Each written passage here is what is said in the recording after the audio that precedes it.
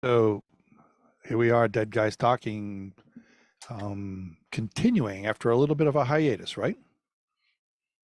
Yeah, quite a bit. So, what just happened? You'll work on it. Did you lean on it? I didn't. Oh, this is a perfect beginning. What did happen? Oh, it says like it. I don't know. Tip your screen forward a bit, where your camera is. There you go. Okay. Oh, it's completely shit now. What's- It looks fine to me at the moment. No, what are you talking about? Like now it's showing did the camera change? Is the camera is the one that's built into the computer right now? Well, that's one I of the have had that things, like happen. this. I have had that happen. I had a camera. I had to stop using it. It would just, Okay, so okay, look. There are some there are like let's see, Google Meets and something else, Teams, where the camera just is, there's a camera and it's just got a red X through it. And I don't know how to switch the camera. On other platforms I can switch the camera, but for some reason it's like there's two cameras in here. So how do we, okay, so let's see. Let's look at the video. Okay, here we go. It's LG. See, that's the other one. You can't see me. So now we're back to the LGE camera. And nothing changed on my green screen.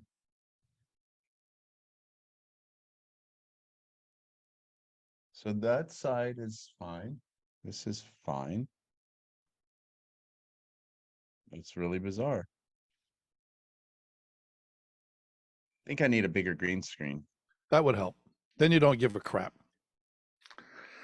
As I said, I have a 9x12. Almost nothing.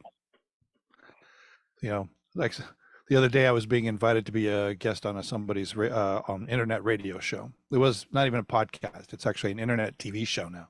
They've been recording video for a while. They were radio only, now they're video. And I'm thinking they're so far behind the times with their platform, because I got on. We didn't even do the show because the staff was on holiday break and never told her she didn't have a show. So we didn't have a show.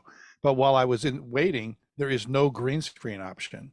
So I don't have a background. I don't have plants behind me. I don't, so I was going to show up on this show, and I will, by the way, still be showing up on the show because we're going to do it next week, which reminds me, I'm going to need a little bit of extra time before we connect next week because of that.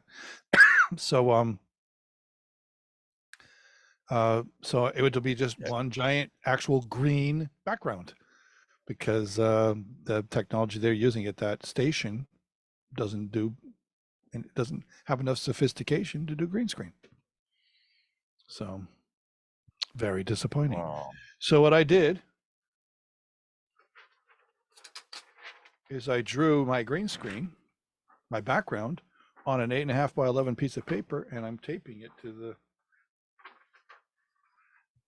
Yeah, a lot of coloring. If you can't do it the way you want it, then you're just going to have to make fun of it, right? So yeah, that's hilarious. Let the station hate me for pinging them for their lack of using the right technology. So anyway. Yeah. So I guess we can talk about what I've been up to. What we've been up to. So first of all, let's just talk about the fact you just got through an illness, and you were, nothing major, but it just got through an illness, you're recovering. And yeah. So, I mean, I think let me just give a quick background, and then I'll come to the microphone. Make it easier for you to listen. Give a quick background. Can you hear me? It's right here in front of my face. There we go. Can you hear me now? Tilt it towards you. Yeah, it's kind of.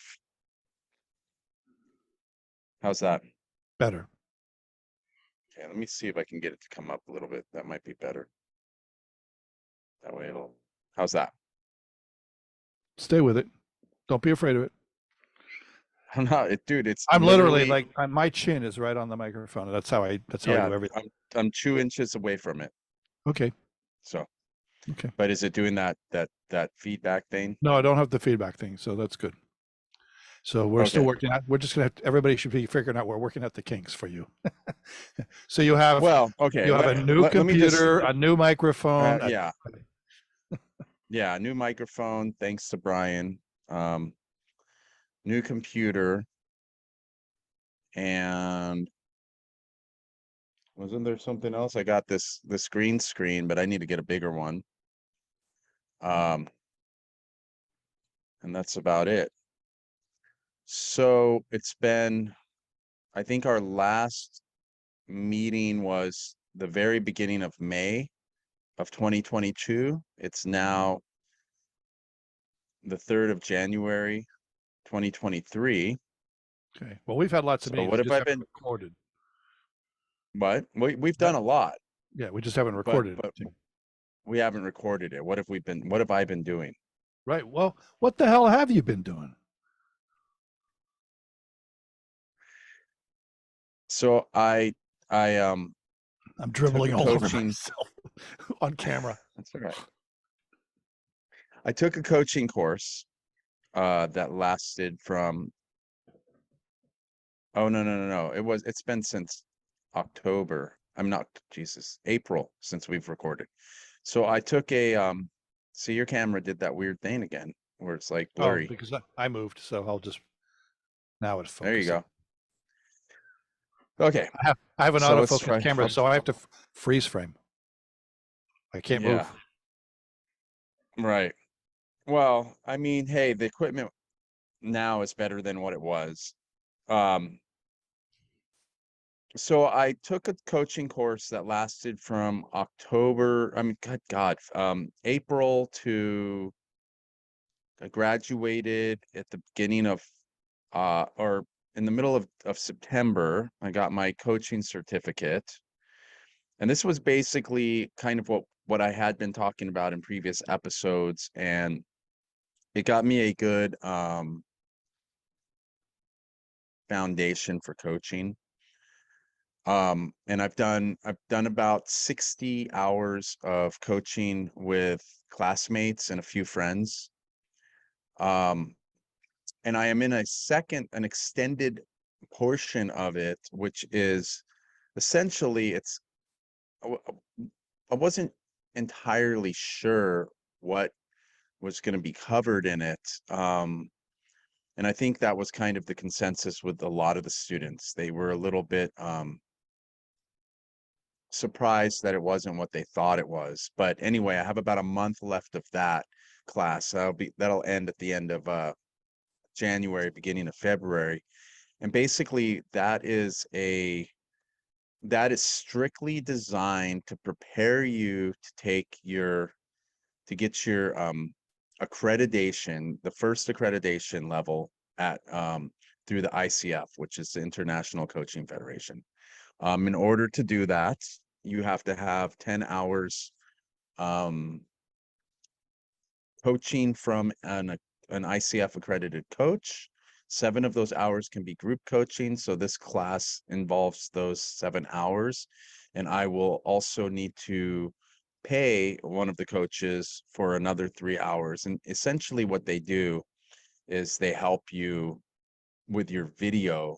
It's not a video, actually. It's a recording, audio recording, which is it's about a 45-minute coaching session. So which you can do with another classmate.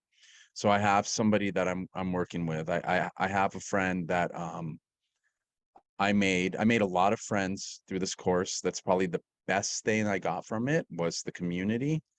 One particular friend I made, we're going to be doing our coaching, our audio recording together.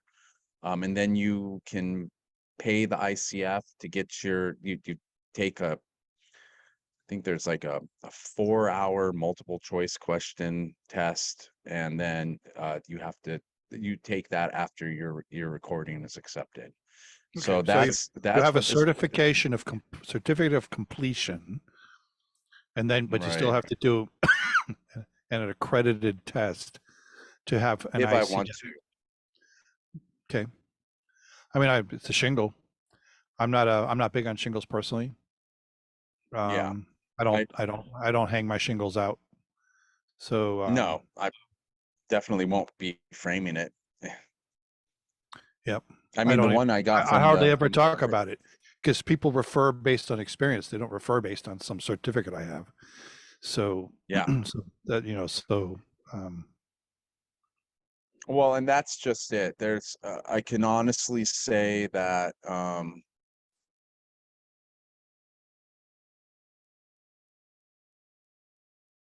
that it well, if I don't know what the right term is, but we're just kind of like disillusioned by the second, towards the end it became that way. So we're gonna we're I mean, some of us may not even go for it, but we realize now that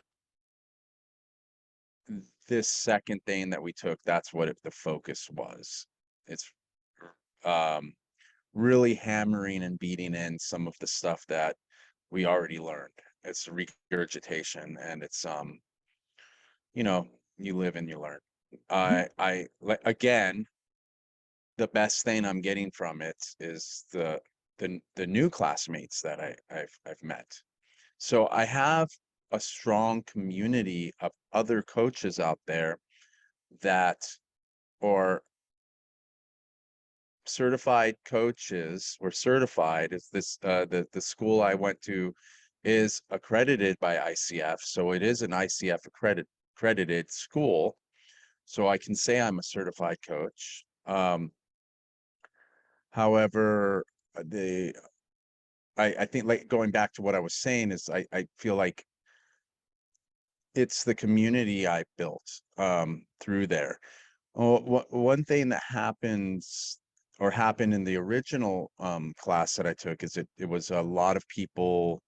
I mean, we kind of got the whole coaching part drilled into us, but the business side of things was a little, it was kind of quick and dirty. And I think anybody who just stopped there, and even anybody who has never attempted to have their own business, um, I would certainly be kind of left like deer in the headlights. Because, okay, so we got our coaching certification, doesn't teach us how to build a business. I mean, if you don't have no business skills or savvy, and the first thing that happens is you get hounded by these. I mean, it's all I see on Facebook now is coaching courses for become a six-figure coach, become, this doesn't work. This doesn't work. And so it's just this kind of like, it's just overwhelming. And okay, so that's basically catching everyone up. Where I'm at though is I was going like gangbusters. I was balls to the wall, whatever the expression is. I was just going, coaching a lot. Like I said, I have 60 hours. I need 100 hours to get this certification through the ICF. Not too many people even have that many hours yet. It's just because I was very aggressive.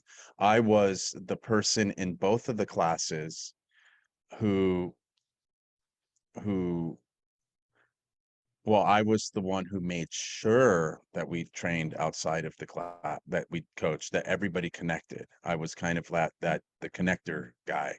Um, because I did meet people from other classes who said, I never got together with my mini cohorts. I had one person I coached with. I've got the bare minimum of hours of coaching that I needed to just get the certificate, which is like 15 hours or something.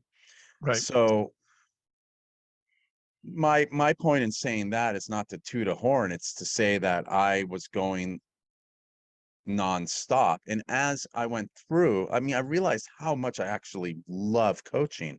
And I was like, every business I've taken in the past or done in the past, I always got all the pretty stuff like done, like a great logo, a nice website, all the things that don't make you money. So a great website, um, without a product or a customer to sell it to.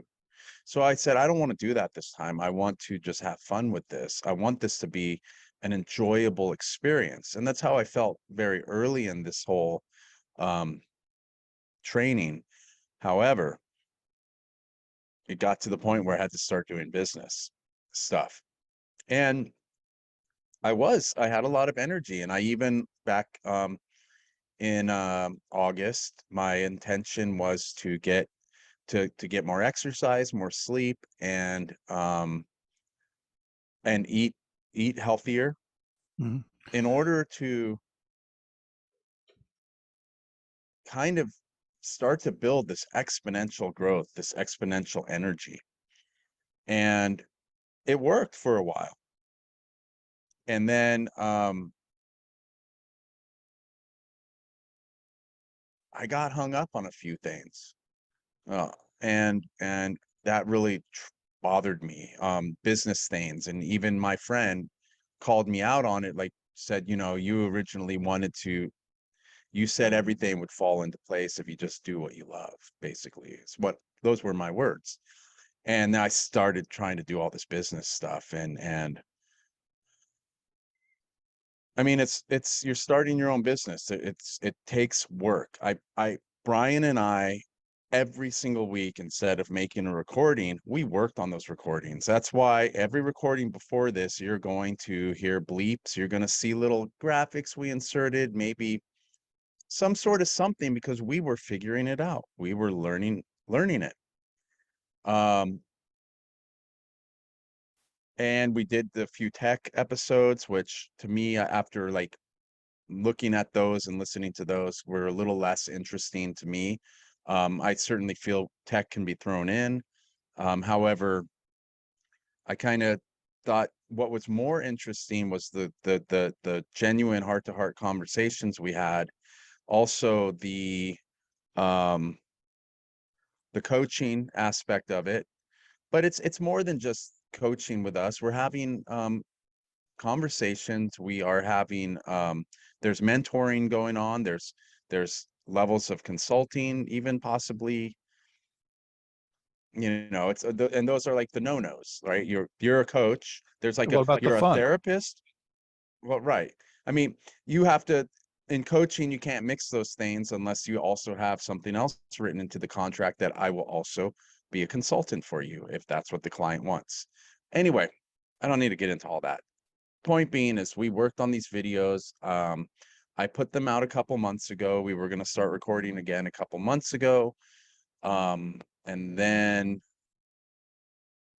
I was still going strong. And I would say couple weeks before, a week or two before Thanksgiving, I finally got that cold that my son had. And he had a cold, and it came and it went, and he had it for about a month. It wasn't, thank goodness it wasn't the RSV, but it was some sort of viral cold. And finally, I got it. So many nights of him, sleeping next to me and coughing in my face. So from there, I had this cold, and then Thanksgiving break happened, and I had an extra long break. So I had 6 days off, and I was like, okay, I can beat this thing. And about 3 days into the break, I started experiencing some pretty severe lung pain at night. So I was taking these heavy duty ibuprofen and getting through it. And then my ex said, hey, don't mess around with lung pain. Go in. And of course, I was home testing myself for COVID. Nothing. so I go in, I had that following week, I had Monday and Tuesday off. And I went in on Monday and they said, "Oh, you have pneumonia." It's like, shit. Okay. So they gave me antibiotics. Took the antibiotics, went back to work, tested myself before I went back to work, still no COVID. And then that Friday when I got off work, had a really, really rough night and tested myself the Saturday the next day, and I had COVID. So then the COVID was another 2 weeks. But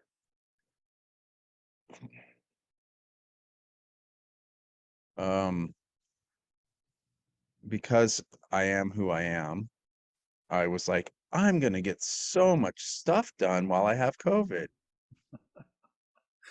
I set up all kinds of coaching sessions.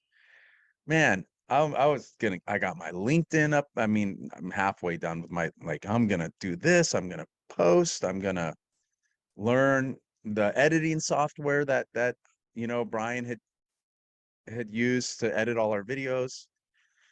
And I was like, I'm kind of sensing a little bit of burnout. And my ex told me, she's like, how are your emotions? I'm like, I'm fine. But that was at the beginning. By the end of it, I was completely, utterly burnt out. And I recognized burnout because it was like a lesser version of an extreme burnout I experienced last year.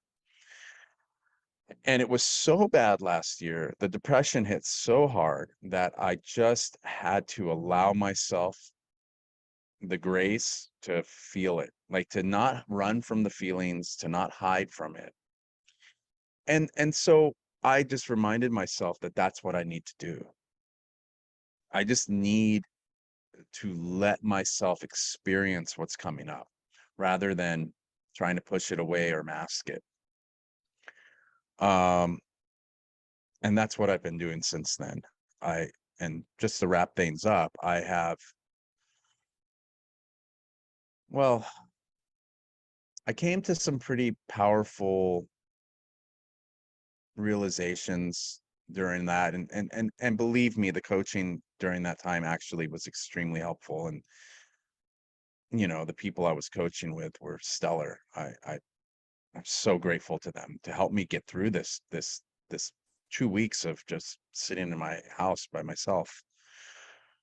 But through the power of coaching, I learned that what it really meant to give myself grace, to actually give myself grace, and to allow myself to feel what I'm feeling, be aware. Like there were like two different me's. There was the person feeling it, and there was the person that was observing it. And never once was I swallowed up by the emotion of the feeling, which was great because it kind of actually lessened what I was feeling a little bit. Because there's this kind of acceptance. The other, I don't know if I can remember everything, but the other thing I kind of learned was that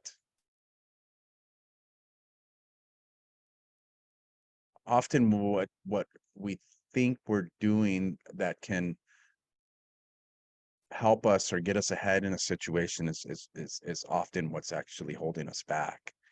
It's kind of like the concept of if you grasp something tighter, it won't slip away, but what it does is it slips through your fingers. So it's one of those what I call the universal truths. And so there's the most. Let me see if I can remember what I was gonna say. There was an extremely. I mean, I, I, some of the other lessons that I experienced will come to me. I'm sure through having conversation, but there was one in particular that was, I think, the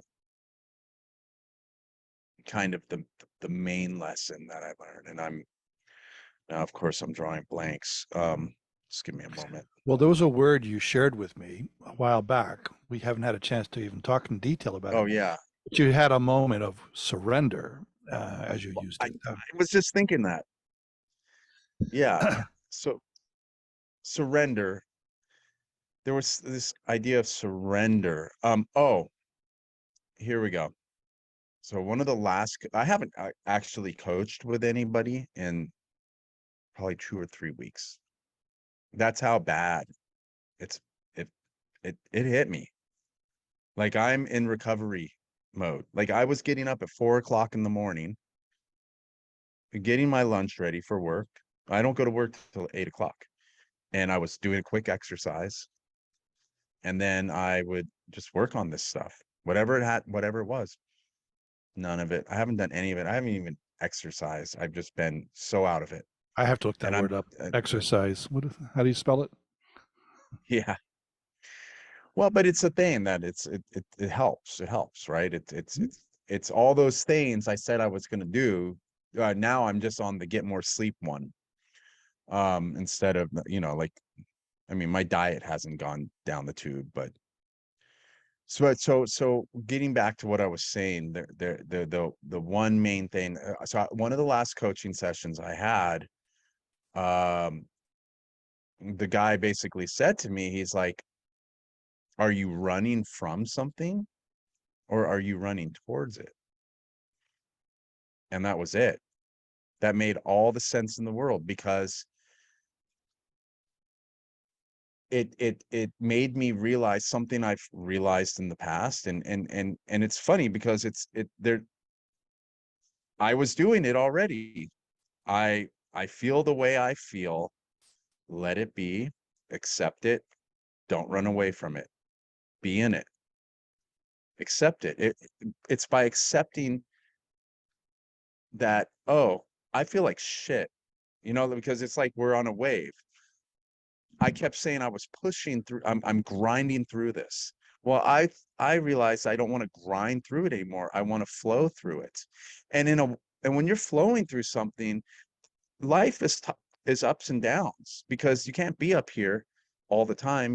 If you don't experience this, you won't be able to experience this. So um I wanted to flow through it, and I wanted to accept where I was, which was, I'm burnt out. I'm burnout for some reason turns into depression for me. Not like I'm so depressed. It's a physical feeling of just like, ugh, Mhm. like this just feels really yucky. And that's probably why But you got sick, because I've, in my journey, when I've had that physiological depression, I always got sick at the same time. yeah, yeah, because I was going pretty strong for a while. So when he said that, are you running from something or are you running towards something? I realized, my God, I have been running from something for the last 13 years. I have wanted my situation to change so badly, so desperately. Like I'm 48 years old now. I don't want to experience financial hardship anymore. I don't want to feel like I don't have that freedom.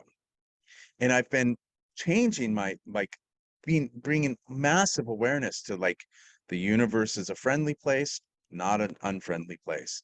I am thriving. I'm not surviving. I am, whatever the other one is. But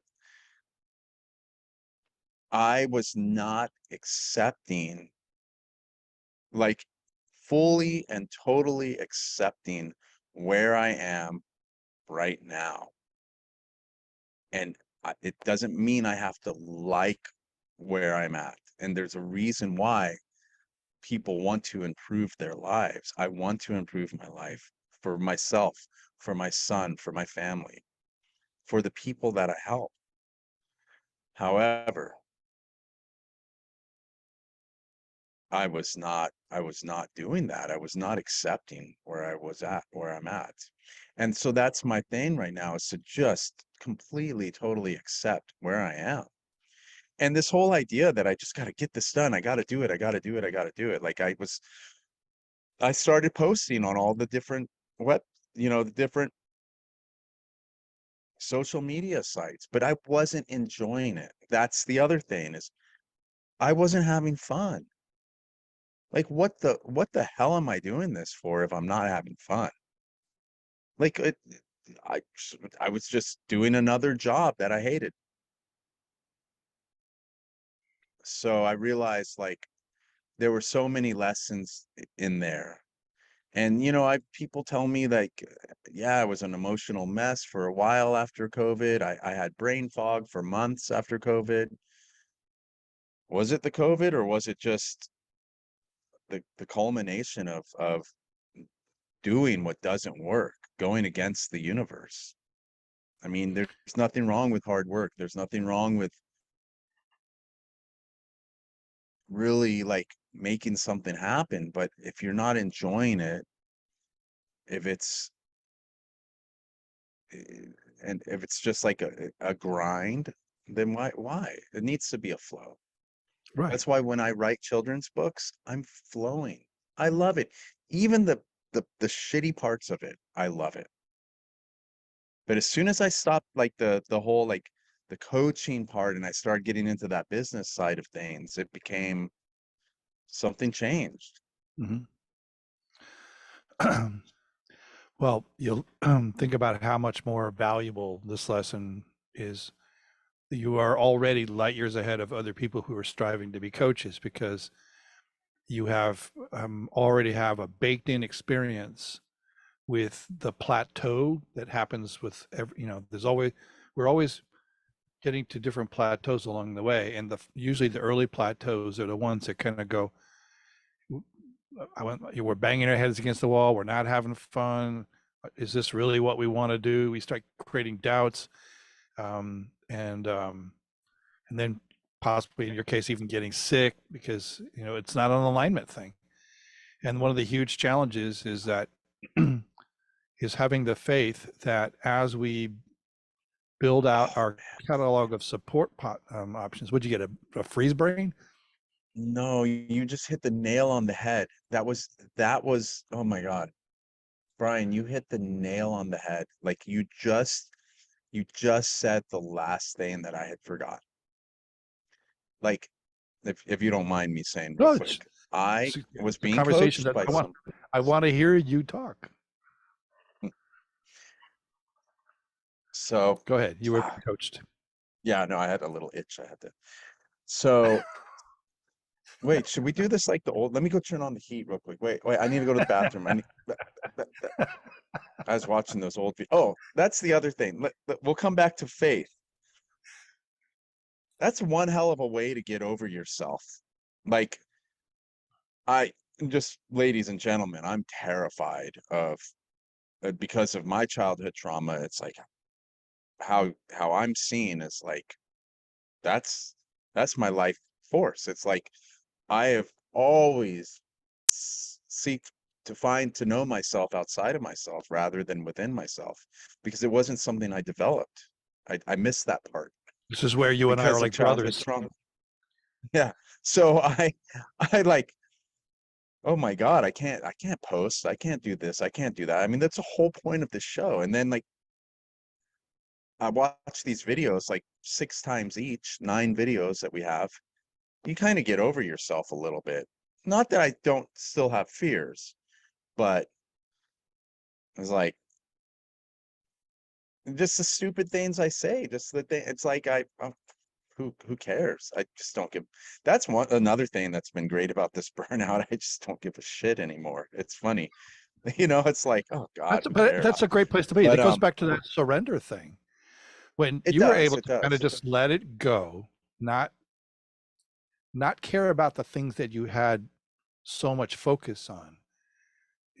There's one of the key things that's in our journey, and I'm sure you're going to expound upon this, is that sense of freedom that allows us to now lean into our passions and our purpose and our posture of service in a very authentic way, instead of one that's contrived around credit adoration, adulation, praise, all those external factors. I'm not saying you were purely pursuing that, but it just so happens that there's residual things from our journey. Because I remember when I was first doing this kind of work, how much I needed the feedback from everybody. How was it good? Tell me about it. Like, and at a certain point, it's just like, go have a great, see you next week. It's Yeah, like, yeah. because you get to a point where you just know that it's not really about you anyway. It's about them, and it's about the universe conspiring to make things happen, and you just get the chance to just kind of go. I did a hypnotherapy session last week that the the the poor person, they did not go under. They had told me they had experience with hypnosis, but I wonder if they went under for that one. So, and then so the old me would have been going like, oh, I probably didn't do it right, or and there's just no, it's not my journey, it's not my story. You go under, everybody else goes under. Why? It's not something I did that made it not happen. So Yeah. and not that I need to excuse it. It's just I no longer have to worry about it. I no longer have to own it. Well, and you say like it's not about you, it's about them, right? But Right. for me, it was always about like it's kind of like this, which it depends on the perspective, right? So it was always about like for me, like what are they going to think? But what the realization was that all those fears, nobody gives a shit. If somebody has something to say, I think, God, I feel sorry for where they're at in life. It was about me, but not what they thought was about me. It's what I thought about me that was about me. And that was what the overexposure of seeing myself, I got over myself a little bit. And so, yeah, and that's the thing about the coaching. Like the most powerful thing I love about coaching is this taking total responsibility for your life, for what's happening. But then I realized through this powerful lesson that you also need radical acceptance of where you're at in your life. And so I had to take responsibility for the fact that like, oh, that was my shit that was coming up that I was projecting onto others. And then so now just to bring this back to when you said faith. So during my coaching session, I realized that, coming from like a non-religious background, I the idea of like, say, an organized religion, this idea of faith was just, it was like, ugh, like there's no scientific proof. Like, how do you have faith in something that's not there? And and what I realized was that, and now that it's like, with shows like back in the early aughts or whatever it was, like what was it, What the Bleep Do We Know? They talk about metaphysics and it's like, and even the older books, the Dancing Wooly Masters and Cosmic Code and whatnot, the combination of physics and spirituality, or is metaphysics, I guess. But um the I it was like, it's kind of like, like forgiveness is not actually forgiving. I mean, it is for giving, and you can forgive someone else, but they don't even have to know. It's about like, it's so you can let it go. So I had to give myself permission to have faith, like have faith in the universe. Like, That was a like, hugely compassionate thing you could do, is for yourself. yeah. Self-compassion is And not it easy to with come by. with And yeah. you're having this compassionate step where you were just going, I can I can forgive, and I can forgive myself, not just others. I can forgive, and that's part Well, of that and and that's also part of that surrender thing. absolutely. And the whole idea of the faith of it's like, I'm just waiting for the universe to show me that, like, the universe will provide for me. But it's like, why am I waiting for examples? I think the universe has already provided me with so many examples. And I think it's that big example I'm looking for. And that's where I was like, I need to stop that shit.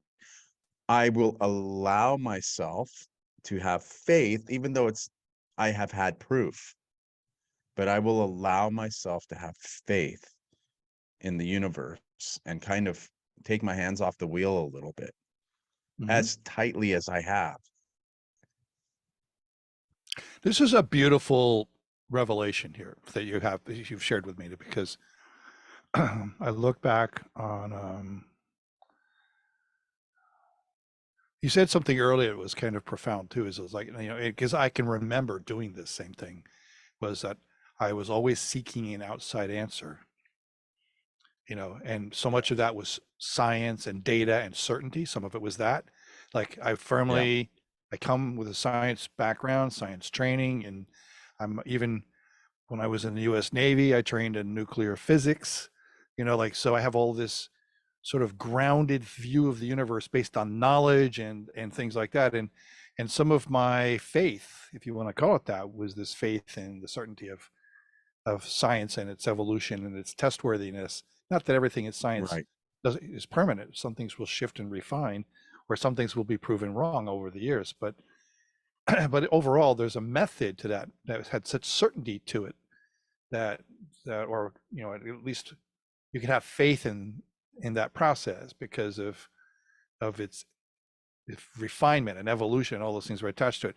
And then on top of that, whatever spiritual pursuit I had, which was kind of casual, I was always a seeker apparently, but it's kind of casual because I wasn't really looking for an internal answer. I was looking for an external aha thing that would come to me, and then I would just go, oh, now and in many ways the aha moments have happened over and over and over again in just very inch by inch ways, because I can look back and relate stories now that when I was going through them I couldn't see it, and now I Yeah. can look back and say, oh my gosh. And you and I both know that it's like, as you get a chance to wrestle with those alligators of trauma and other things that came from childhood, because we grew up in it, we almost don't recognize it as trauma. So that's another thing, is getting these other revelations, which are another form of surrender, because you get kind of like, just as you said, radical acceptance that, okay,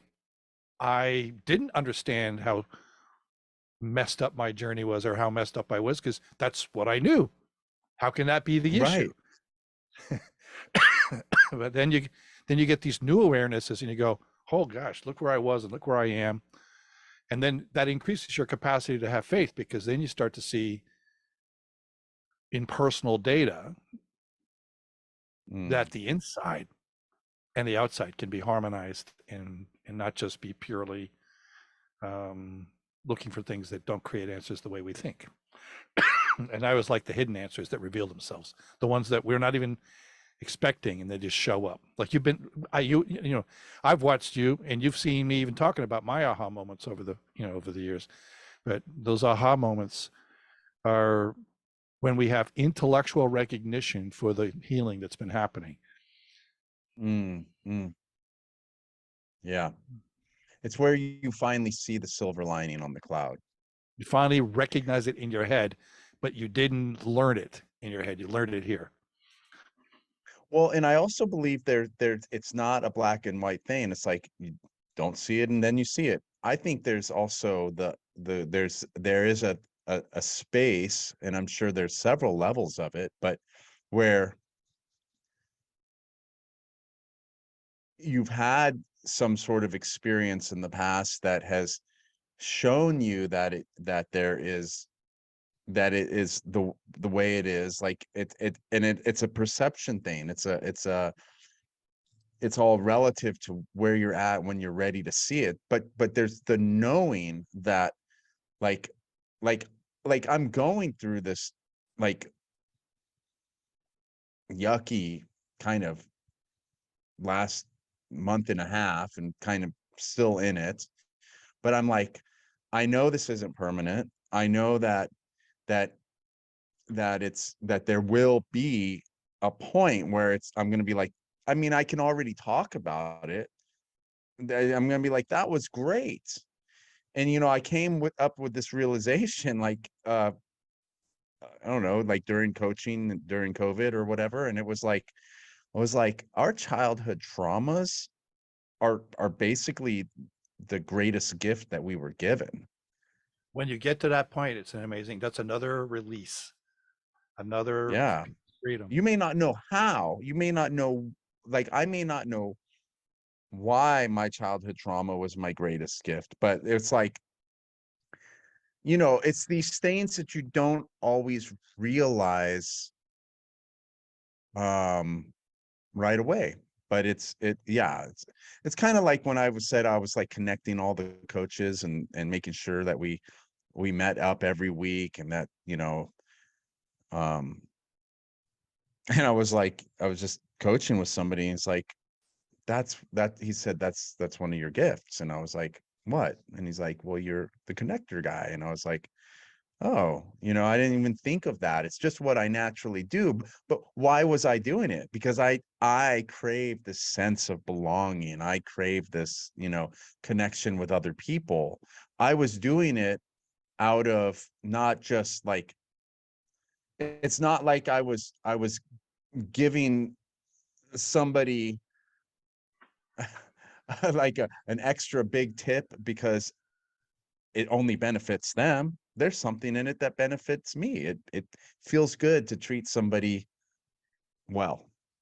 And so for me, I got companionship like through these friendships or whatever, but I also, like, at the same time had people like writing me back saying, I really appreciate you doing this because I would have never done this. I'm so glad that you were able to like start this email chain. And so, I mean, that's kind of this selfish thing to it, but it was also Right. because I felt I was actually doing something that was good. The thing that's interesting, I've noticed in my own journey, and I think you're just telling me now this is what is happening in your own journey, is an old pattern of creating that kind of connection is because that was a validating step. Yeah, it was And, something that was and now, unhealthy. right. And then the thing is that so many people have had other, so that, so just to put it this way, it becomes a strength Mm. to, like I look back on, I want to be careful with the word narcissism. In many ways, I've labeled myself a former narcissist, but there are so many people who are narcissists that are so malignant, so sociopathic about their steps. And I can't say that I was so far down that part. It's either a spectrum or there's like a nuanced shift from narcissism to just fragile ego. So one way or the other, I was a Right. fragile ego. And so as the fragile ego goes, you needed validation from others, but you also had to and you can't be weak. You can't be seen as Yeah. weak. You can't be seen as unknowing. So you don't accept mentors. You don't accept support. You don't accept criticism. You don't accept being wrong. So kind of Right. narcissistic, in many ways. So whether I was on the soft end of the spectrum or I was more fragile ego and had some narcissistic tendencies or whatever. But putting it out of perspective is one of the things that was inside part of that journey was the showboating thing. In order to look good, I would Oh, grandstand and I'd be the one that had to be the center of attention. I would tell the best jokes. I would do all these other things. Well, if it wasn't for that, I don't think my shows would be as good as they are because I'm so comfortable being in front of the camera, so to speak.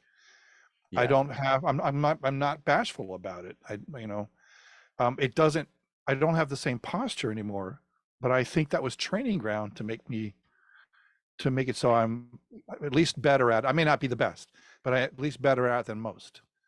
Well, And yeah, it may have been self-validation in the past, but like I said, not everything, it's not black and white. It's even there's even in the worst things, even, I mean, it's like there's going to be something that's learned from it, something that is some sort of good look, some sort of good can come from everything, right? I mean, it's like, and some sort of evil can come from everything, whether it's physical or mental or whatever it is, right? But it's what we choose to do with it and how we choose to harness it. You just have something there that it was a skill you learned to do because of a survival mechanism within you, and you just ended up using it to do for the wrong reasons. In the But you beginning. nevertheless, you develop the skill and now you're using it for the right reasons, right? I mean, Well, that's this goes back to that's the things we talk about is that the things that we maybe even never wanted to talk about because whether there was shame attached to them or not, or it was just a sign of weakness we didn't want to, to show or whatever the case may be. But those traumas and other aspects to our journey that were uncomfortable for us. In my case, having a rageaholic father, and even that term doesn't mean the same to me as it did many years ago because I used to like almost have like a piece of venom if I talked about how he showed up. And I rarely did talk about how he showed up. But I'm now grateful for how he showed up in my journey because I don't think I would be the person I am today without all those evidentiary patterns and maybe even initial personal constructs that put me on that path of survival. And then as I became aware and started working towards the path of survival that I feel that I am on today, none of that would have been possible. I would not be who I am today. Maybe I'd be somebody equally as service oriented or whatever, but I would not be who I am today. And I got to tell you how happy I am who I am. I'm happy to be me. And I yeah, could say that underneath the hood 20 years ago, I wasn't happy to be me. So that yeah, those things that possibly could be shame, certainly our patterns and traumas and things like that, those become your superpowers for the most part as you move into a place of thriving. So, and that's where you've yeah. been. Yeah, and I mean, my superpowers have been, being vulnerable and honestly speaking here, I'm like exposing myself, totally comfortable with it. I don't know, like I realized it's when I am trying to make something happen, like that maybe that's the showboating, that's the performing, and I don't need to do that. I can just get in front of a camera and be honest about what's happening and hopefully somebody who's experiencing something similar will learn from it. And you know I can only take these experiences with me and better understand somebody else when I coach them, what they may be experiencing Right. and try to help them through it. There's a reason So why so many of my clients are women, though, because of that, mhm, whether it's, even though it wasn't classic malignant narcissism, it's definitely an aspect of fragile ego explains to, I by helping people who I can understand who've been through it on the other side, their own fragile egos were on the kind of like yeah, there's kind of a partnership that takes place in relationships with narcissists because they will attract by charm in the beginning, but they will attract people who are vulnerable to that energy and that pattern. And mhm, for them, women commonly, there's not always uniquely women, men can go through this as well. um, um, because of my history and my patterns and understanding, as you actually used the word right before. It's like that behavior of protecting the fragile ego. That's a survival thing, and people don't understand that. They just think the person was rotten to the core, or that the person was, very evil to me or disrespectful or they lack compassion. And in many ways, they will appear to lack compassion. If the more malignant they are, the less possibility they will ever be able to have compassion. So that's why it's Yeah. probably a spectrum. But putting it in the thing is there is a reason why so many people, and this is going to be in your own coaching practice, you will be attracting people with, especially in the early coaching area that you're going to have subsequent growth periods where you're going to end up taking on different kinds of journey work that you're going to support people with, because your Yeah. lessons will be at a new level, and in your comfort with your lessons will be at a new level, and therefore you're going to be able to attract people who are ready for the next level of work. So but right now I think you're going to start to realize you're going to be attracting people who are going to be right behind you in this revelation process. And because the universe has got your back, the universe is going to give you everything you need to know so that when they show up that conversation with you, you already have the answers, either from your memory banks, your experience, or you'll be able to receive the downloads as you're coaching, because it's that kind of mesh that takes place with You're the right. so Well, and you're right. Like, I mean, well, I mean, in my class, I was the only guy out of, I'd say, about 15 people. Mhm. And it just, I think our first video, we were talking about, like, before we even knew we were going to do this, it was like, oh, I'm going to coach men who are boys who are becoming men. And I'm just like, no, I'm coaching women who are dealing with guys that I was a few years ago, or 5 years ago, or 10 years ago. Like, it's not all I'm coaching with, but I realize, like, it's the relationships people have, whether at work, with them, at home, with family, with themselves.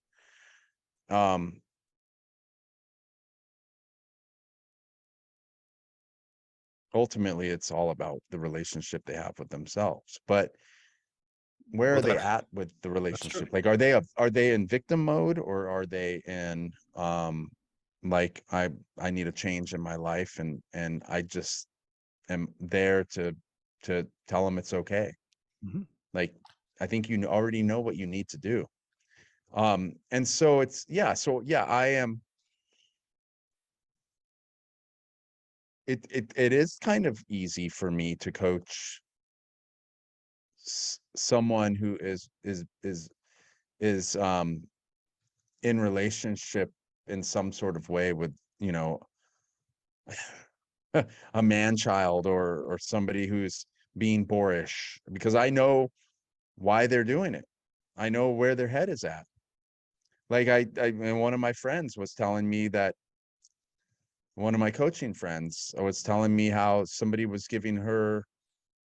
she was with gave her a hard time because of something about her appearance. And she fell victim to that and wanted to change that thing. And I was like, I was that guy.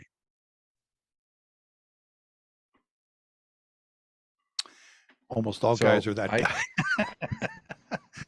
Well, I got it. I'm like, So let me tell you, girl, you have to evolve. rock it. If Just you don't rock evolve, it. Yeah. yeah. And now she knows. And she didn't need me to tell her that, but that's the power of coaching. And when two coaches coach each other, it's like, that's pretty powerful, because you're coaching somebody who is not going to you're not going to let anybody else. As a coach coaching another coach, I am not going to let another coach or anybody else put up with bullshit. Well, Because that's I the ain't beautiful having that. part about this. I think the beautiful part about the work you've just done since last April is you're learning how to call bullshit. You have to do it in a level, you need to do it, but you get to do it with a certain level of compassion Yes, compassion. But people, if they're on that awareness, evolutionary awareness path, they have to be willing to continue to hear when they are falling into the bullshit trap. Well, And and you call bullshit on yourself too. oh yeah, Yeah. oh yeah. In fact, you know, I would say all the great coaches. First of all the great coaches get coaches, but all the great Yeah. coaches also realize that the entire journey is about self. It's not about others. And Yeah. and then what the beautiful part for anybody who's watching, listening to this, and maybe even entertaining, stepping up in service, like your journey and my journey have been in, is you will learn so much from being a coach about yourself each time. Like even when you were doing coaching of fellow journey work coaches, I'm sure that you came away from a conversation going, I saw something there. I learned something there. So, Yeah. Yeah. so tell me, Yeah, it is for tell sure. me what you think we should start to do thematically for the shows we put together going forward. Yeah, good idea. I feel like we really covered everything and that I wanted to talk about here this time, because it was always kind of like, oh, let's just catch everyone up with where we're at. But then there was like this, Okay, first of all, let's yell like "Wake there up" for was this anybody who prep. fell asleep. Wake up! We're Yeah, talking it's about some other stuff now. well, I think it's one of the best conversations we I think it might be the best conversation we've had so far. Well, Um, just in case. just in case. I'm not, that's not a I, I guess I'm saying that not because I'm trying to convince anybody. I'm saying that because of how I feel. Because I know how I felt this morning, and I know how I feel now, and I have hope. I Um, One thing there I've is an noticed is we extreme. could both go into a conversation. We were when we were recording and when we were, even when we're not. One of the things I love about the stuff that we're doing here is that when we go into a conversation, there have been times when we have both been in low energy, and at the end of it, we're both in high energy because Yeah, there's something happening when we're shaping energy and message to serve others in these conversations. There's something that happens to charge your batteries. there's Um, something extremely powerful in coaching. It is. It's yeah. Yeah, yeah. So the where I want to go with this is like, so for me, that was great to just talk about things. It was great. I felt like there was coaching, even if part of it was me coaching myself. I think where I like the themes, I would like to go with just really having good conversations. I would also like to maybe talk about having great conversations and including other people, not necessarily like having to interview other people, but just having great conversations with other people, other interesting people. Um, just to make it interesting for our viewers. I mean, yeah, I had thought about like writing like giving it that like kind of like, oh, we can talk about burnout and we can talk about radical acceptance of where you're at in life. But I don't know that I want to necessarily do that. I don't want, I kind of just like the free flow of it. I like your And I'd idea be of happy, having like I, people come just join us for conversations, and yeah, and we that's, riff I think and that's see what I what want comes to up. do. I mean, I still need to get my business going, right? But this is what I love doing, what we're doing right now. This doesn't feel like work. This is, this feels great. Like I know that you'll upload this video to whatever, and I'll download it, and then I will listen to it, and I'll put the, I'll make it ready for whatever, YouTube, and we'll put it up. And then I will feel excited to put a post out there and be like, check out our new video, where we talk about things like burnout and radical acceptance, whatever. And that, I think that's because it's funny. I mean, I don't know that I decided to listen to, my friend had given me a copy of that book, The Prosperous Coach. So I had listened to it before I even started with you in February. And then I listened to it about maybe a month and a half ago, before I got sick, or 2 months ago, or maybe it was more recent. I don't know. Doesn't matter. And I do remember them saying, like, you don't need any of that social media. You don't need any of, like that's not what it's about. It's the connection you make with people.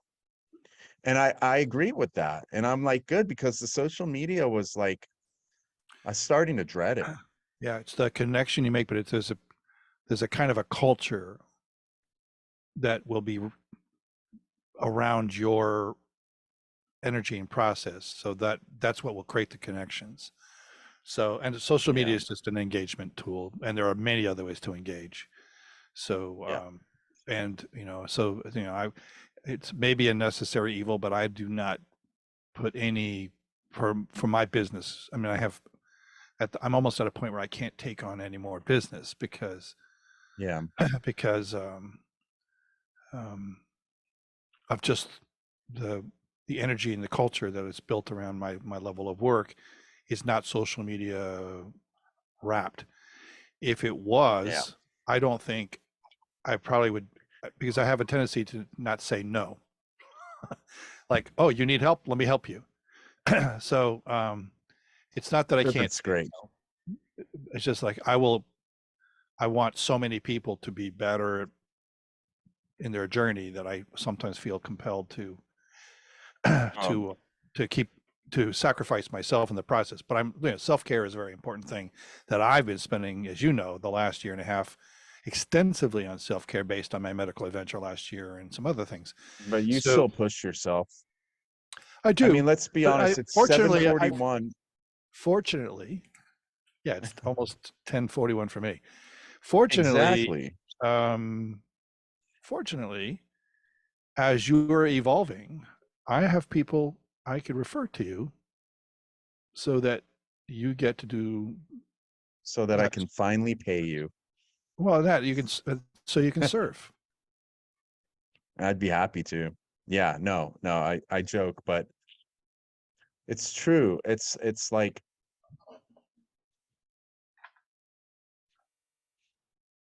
yeah, it just, everything is different when I'm doing what I love doing. Like, I know what that is. And I feel like everything just, that's where the universe starts to answer you, where it's like, oh, this guy just spent a month and a half, like, forcing himself. Like, I get that. I get consistency. I get, I get putting in the hard work. However, again, I'll go back to, if you're not enjoying yourself, then you're kind of defeating the purpose.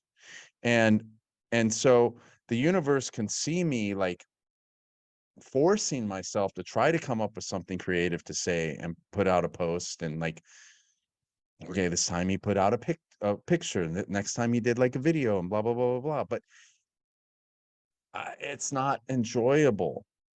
But having these conversations, coaching with my fellow coaches, that's a blast. I'm loving that. And so it feels natural. I think it just changes who I am as a person. It doesn't it doesn't seem try hard. It doesn't seem like forced. It's just doing what I like to do. Good conversations, having realizations, having like, and like you said, like you will, as I honor myself that way, like here you are, that you just your statement, like I may have people that I can um introduce you to or whatever you said, but throw your way. That's the, to me, that's I the guess that wasn't universe the best saying, phrase. I'll just throw them your way, but I can, well, whatever, but whatever, yeah, no, whatever I you suddenly said. realized that was low energy, but Oh, we have to cut nonetheless. that. I just wiped my nose. We're gonna have to redo this whole Hold on. fucking video, No. man. Trim my nose hairs or I something. think it was great that, like, I mean, I thought it was great that this fucking thing fell apart right when we started. I was like, that's Well, perfect. It's it's yep. it's it's so it's like, yeah. I do think, I think there's something to that though. Like, I don't think anything is ever thrown at us or ever given to us um that we can't handle. It just feels like it sometimes. Mhm. But mm, Well, I'll but say it's this. it's I mean, you talked about yeah, how I push the envelope on my time clock and stuff like that, but it would be a lot yeah. more challenging if I didn't love doing it. And the other part that would make it more challenging is if I didn't, I personally get energized by helping other people or guiding other people to their elevation and growth and revelation of their journey and things like that. So, and then, as you know, I also do a lot of stuff that's on the business side because that's Yeah. my origins are over 5 decades of business of entrepreneurial behavior, and even inside of helping people with their business, since my mechanism is about building a business that's got a heart centered to it and not just a pure math and metrics type of thing, not money centric or money first thinking, and Hmm. that's guiding people to actually kinds of success that they haven't really been having before because they're so caught up in that. So as kind of the energy you were just experiencing was this kind of forcing things when it's money first thinking, you're kind of forcing things to make them Yeah. happen rather than letting them kind of be the byproduct of building the right engagement and culture and even a following that's attached inside of that culture that makes it so that you just have to literally put a message out to the universe. I have room to coach two more, and two more will come, um, Yeah. and that kind of thing. So there's I think it's going to be exciting as we start getting people who are willing to come on and talk. Maybe they're willing to even share some of their stories so that they can maybe even. I'm just thinking some people might be willing to be live coached. Yeah. They might. And They, I'm sure some of my coaching love to be a part of this. sure. So put the feelers out and find out who would like to come and talk.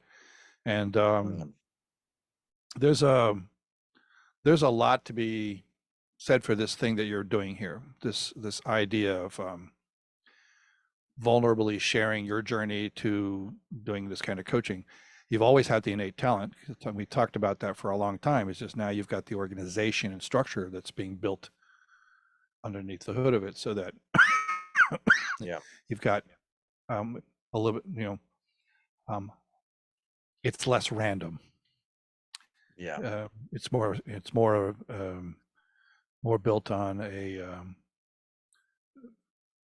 matching up your experience with the other with now kind of an academic knowledge of sorts, but sort of inside of that academic knowledge is learning to lean in on that faith, Yeah. because I have to tell you, I no longer worry about whether I'm qualified to coach somebody or not.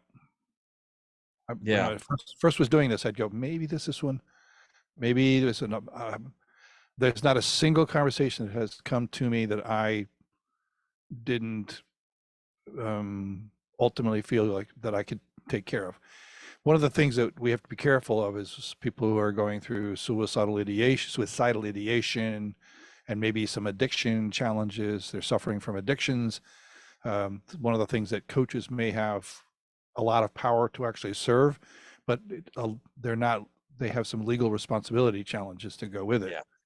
So we have to kind of like step back from those. But I feel like, accidentally I had somebody with suicidal ideation when I was very early doing this. Didn't say anything to me about it.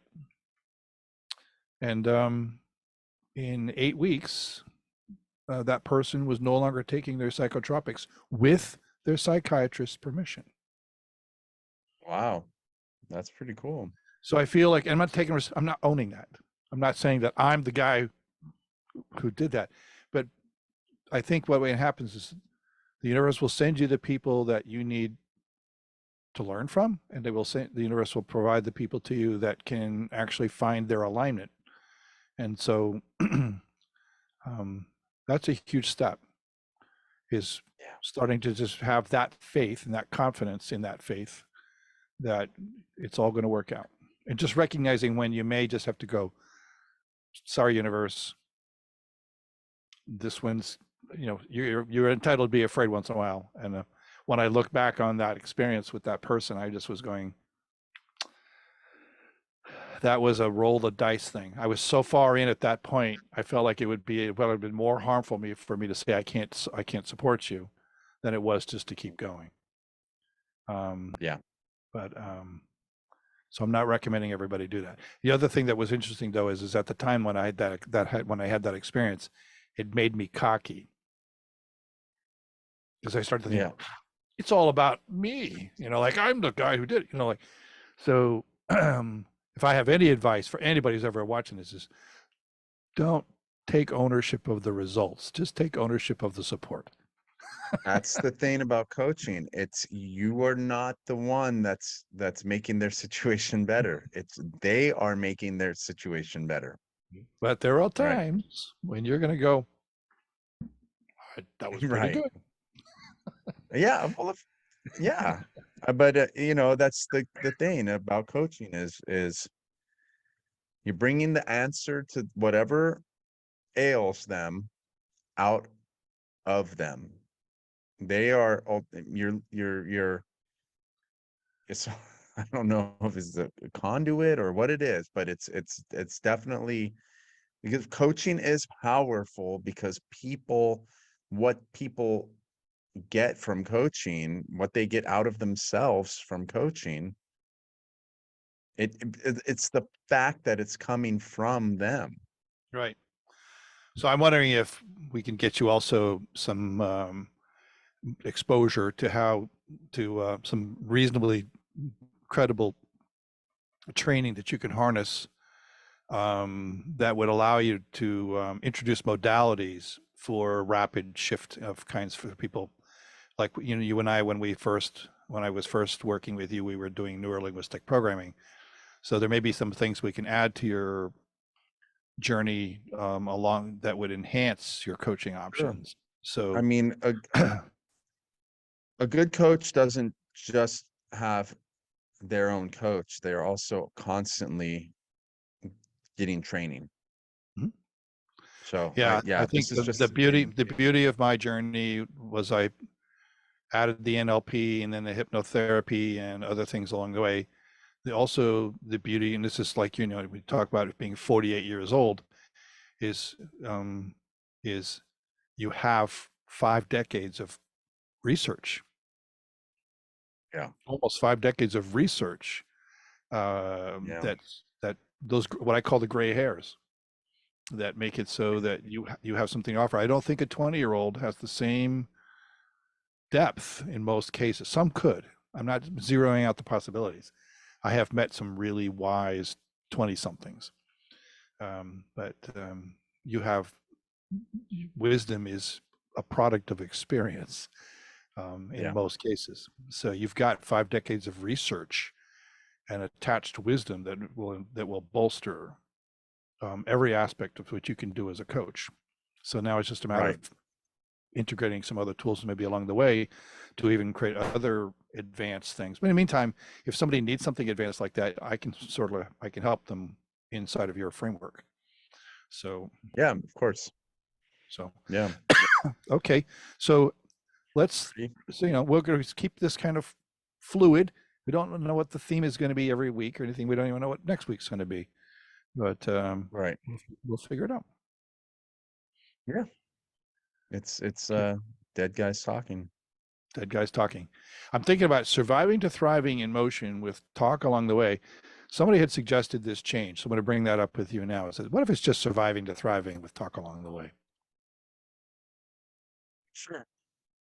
Yeah, Okay. surviving to thriving. Oh, was that the other one I was forgetting? Let's see. The universe is abundance. So it's an abundant versus scarcity. Oh, it's abundance. No, it's a friendly, dangerous, abundance, scarcity, surviving, thriving. Yeah, okay. So that was the other one. Abundance. But yeah, that's fine. Change it. We'll figure it out. One day we'll know what we wanted to say. Well, it's going to change all the time. Yeah. So. All right. Well, Okay. cool. Let's, I guess, say our goodbyes and then end the video. And I'm just glad we're doing this again. I mean, it really, whew, I needed this tonight. Well, I think it went well.